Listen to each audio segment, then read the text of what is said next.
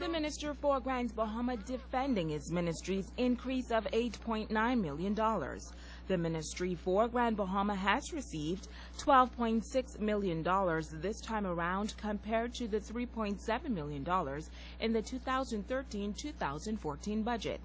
Utilities, including electricity and water, were increased to some $4.7 million, as well as $1.6 million, respectively. This hike is attributed to streamlining the utilities for all government departments on the island, including the Ministry of Education, Ministry of Finance, the Public Hospitals Authority. Secondly, there was also an additional line item with the amount of $337,000 for street lighting. This funding was extracted directly from the Ministry of Finance budget to defray the cost of street lights in East and West Grand Bahama. He says there is also the salary of contract workers for $1.8 million. This increase does not reflect, and I would like to say that again, this does not reflect any new employment opportunities and can be attributed to urban renewal staff members from Cat Island, Abaco, Bimini, and Grand Bahama. It is important to point out that the 13 staff members from the Ministry of Finance on Grand Bahama will be absorbed into the Ministry of Grand Bahama to assist with our administrative responsibility while performing their existing duties. The Minister for Grand Bahama reflected on when he first came to office in 2012 as minister, noting that he met a significantly challenged economy. A struggling local economy fueled by closure of many small businesses, the true engine that drives the economy. A number of closed hotel properties, minimal stopover visitors, hardly any international flights flying into the Grand Bahama International Airport, and as a result, the economy and the tourism sector was stagnant. A strained relationship with the Grand Bahama Port Authority, a drought in direct foreign investment, an unemployment rate that skyrocketed to 22% after the government had to cease the 52-week program because we simply couldn't afford it. Darville says the Ministry for Grand Bahama is doing its part to promote this island throughout the world. He talked about the economic growth Grand Bahama Island is now experiencing. Investor confidence restored, which is evident with the opening of a number of small businesses and the expansion of others. Opening of the Memories Resort and a call center, which combined have employed approximately 800 Grand Bahamians. Increased training programs to prepare Grand Bahamians for jobs available in the industrial and tourism sector.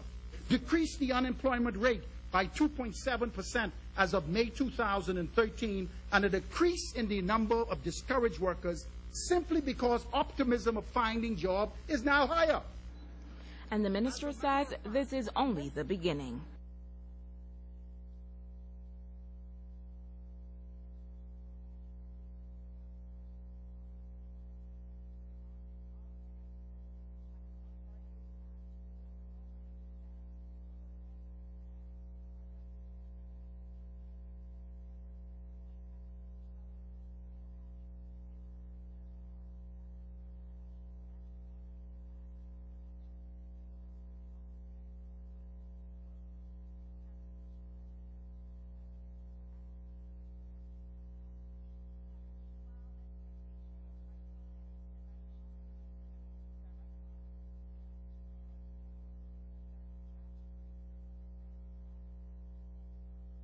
Bimini has just grown. It's grown exponentially in a very short period of time.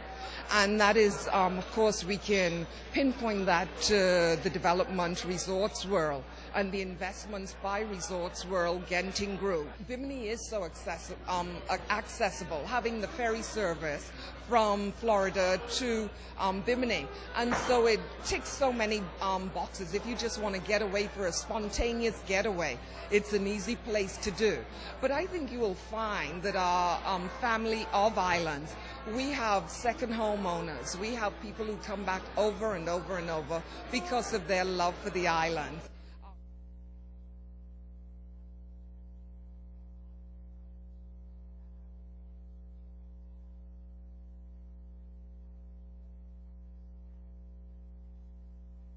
And that's driven by the second home market. That's driven by what's happening, we know Treasure Key, Hopetown, a lot of the keys. But there is a major development there. And they operate, I would say, under the radar, but they have brought a brand to the Bahamas that is second to none, and that is Baker's Bay and Guanakee. It is a beautiful high-end resort.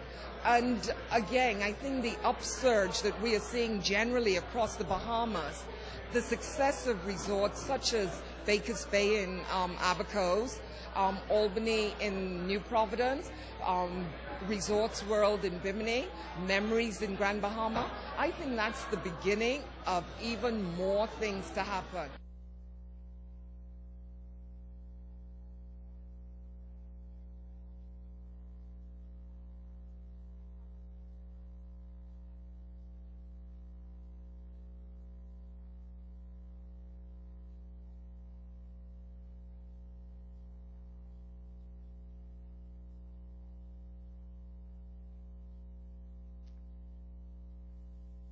Over the years, we've been faced with a lot of challenges in terms of vandalism.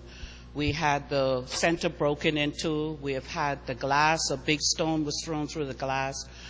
We have men that normally frequent the park areas as well as the center, and as you know, we have after-school programs going on, and it's not conducive to the children that we have here.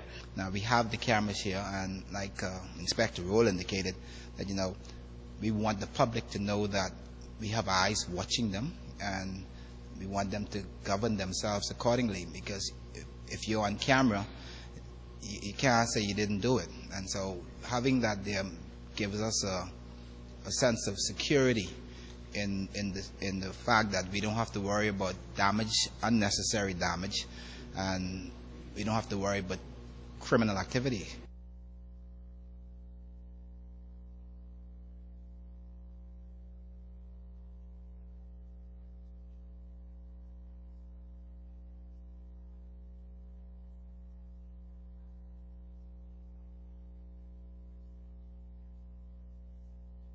Sensitize the community that these devices are in place, and if you're caught vandalizing or disrupting any events, you will be prosecuted with the full extent of the law. We want to admonish the residents that this facility is for their use. You have to take care of it because it can only help you in the long run, and it's for your children. It's a family-oriented area. And we want you to come out and enjoy the facility, not to destroy it.